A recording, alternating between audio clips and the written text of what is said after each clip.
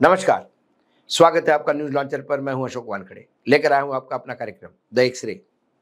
एक खबर आई है, प्रख्यात कहो या कुख्यात कहो, एक टीवी पत्रकार है अर्नब गोस्वामी, चिल्ला-चोट करने के लिए जाने जाते हैं। उन्होंने कांग्रेस को देश का दुश्मन बताया और इसके लिए उनके खिलाफ एक मुकदमा दायर हुआ।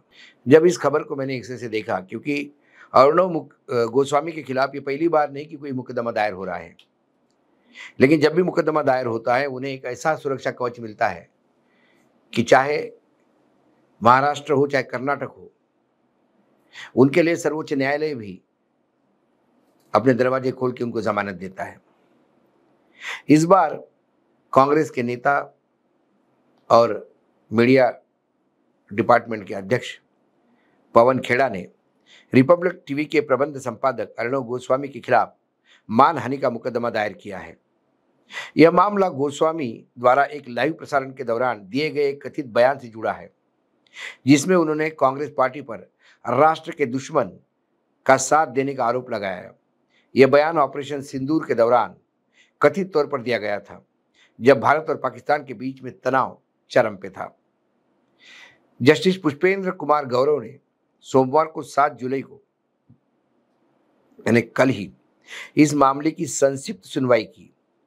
खेड़ा ने अपने मुकदमे में दावा किया है कि गोस्वामी ने अपने चैनल पर प्रसारण के दौरान कहा, फिलहाल यह पार्टी राष्ट्र के दुश्मन के साथ है। अगर आप कांग्रेस के वोटर हैं तो क्या आप भी राष्ट्र के दुश्मन हैं? खेड़ा का कहना है कि यह बयान उनकी और उनकी पार्टी की छवि को धूमिल करने वाला है। हालांकि कोर्ट ने स्पष्ट किया कि खेड़ा ने यह मुकदमा अपने व्यक्तिगत क्षमता में दायर किया है, जबकि कथित बयान राजनीतिक दल के खिलाफ था। इस आधार पर कोर्ट ने खेड़ा को अपनी याचिका में संशोधन करने का निर्देश दिया। खेड़ा के वकील ने कहा कि वे याचिका में संशोधन करेंगे और पक्षकारों का एक संशोधित मेमो भी दाखिल करेंगे।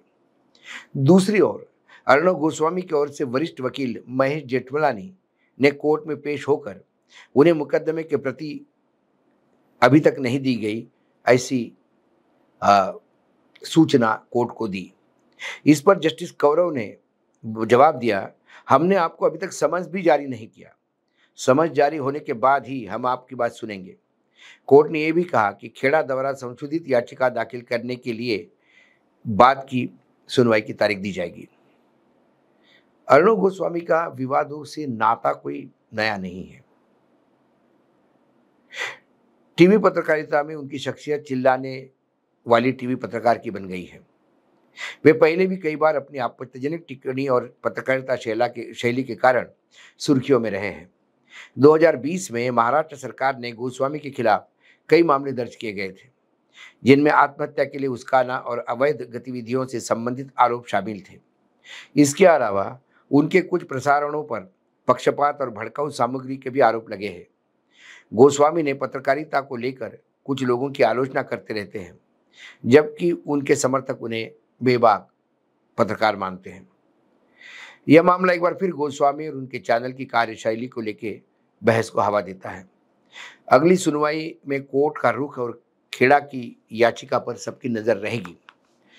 अर्णव गोस्वामी ये एनडी टीवी का प्रोडक्ट है। उनके फादर आर्मी में थे।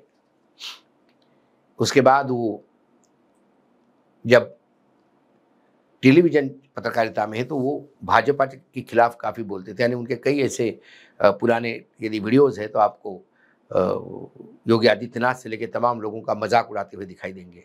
लेकिन फिर उनका हृदय परिवर्तन हुआ और शायद इसी वजह से उनको इंडिया टाइम्स टीवी छोड़ना पड़ा। उसके बाद वो 1 साल तक करते रहे। फिर एकाएक एक दक्षिण भारत के एक बड़े नेता ने, उद्योगपति नेता ने उन्हें फाइनेंस किया कि वो एक टेलीविजन चैनल चलाए। बाद में वो उससे शेयर होल्डिंग से बाहर आ गए। अर्णव गोस्वामी चैनल के मालिक हो गए। अर्णव गोस्वामी के ऊपर कई, जो मुंबई की केस की बात कर रहे हैं, जब उन्होंने मुंबई का ऑफिस बनाया तो एक पति पत्नी थे जो इंटीरियर डेकोरेशन का काम करते थे। उन्होंने कॉन्ट्रैक्ट दिया, लेकिन उनका पेमेंट नहीं किया और बाकी वेंडर्स उनको लगातार पेमेंट के लिए परेशान करते थे और अर्णव गोस्वामी की तरफ से पेमेंट हो नहीं रहा था। आखिरकार दोनों पति पत्नी ने अपनी जीवन लीला समाप्त कर दी और पत्र लिखकर कहा कि हमारे मृत्यु के लिए जिम्मेदार अर्णव गोस्वामी हैं। अर्णव गोस्वामी तब उद्धव ठाकरे के खिलाफ लगातार आग उगल रहे थे। जब अर्णव गोस्वामी गिरफ्तार हुए तो फिर उनकी जमानत की याचिका वो हाईकोर्ट में लेके गए। हाईकोर्ट ने कहा कि आप पहले लोअर कोर्ट में जाइए और लोअर कोर्ट को हम निर्देश देते हैं कि 1 सप्ताह के अंदर आपकी याचिका का निवारण करेंगे। लेकिन हाईकोर्ट के इस डिसीजन के बाद वो सीधे सर्वोच्च न्यायालय आए और जो सर्वोच्च न्यायालय आए दिन याचिकाओं के बारे में ये कहता है कि जब तक लोअर कोर्ट में आप अपना पूरा समाधान नहीं लेते, उसके बाद ही सर्वोच्च न्यायालय लाया जाता है। लेकिन अर्णव गोस्वामी के मामले में सर्वोच्च न्यायालय ने उन्हें जमानत दी, हाईकोर्ट के आदेश को रद्द करते हुए। हाईकोर्ट ने कोई गलत नहीं कहा था, हाईकोर्ट ने तो एक कानूनी परंपरा का पालन किया था। लेकिन जब वो छूटे तो उसके बाद वहाँ पे उद्धव ठाकरे की सरकार थी।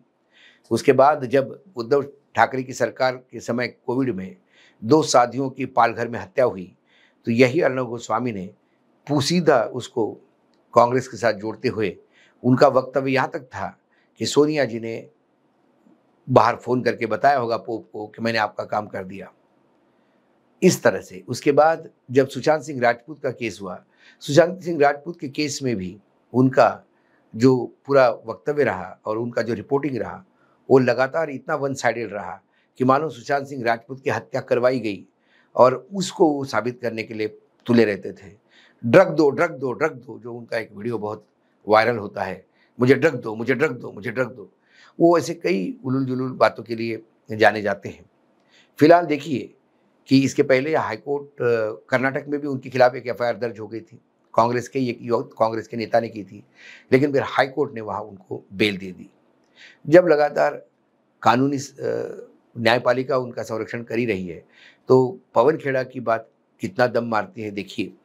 ये बात तो अलग है कि आप किसी राष्ट्रीय दल को पाकिस्तान का समर्थक कहेंगे और ये कहेंगे कि वोटर्स जो है वो तय करें कि वो पाकिस्तान का साथ देंगे, यानी यदि कांग्रेस का साथ दे तो पाकिस्तान का साथ। यकीनन ये तो पार्टी को डैमेज करने वाली बात है। लेकिन क्या पत्रकारिता अब यही रह गई है? पत्रकारिता जब पत्तलकारिता बने या फिर जो पामेरियन मीडिया बन जाए, तो फिर आपको ऐसी कई चीज़ें होती हैं।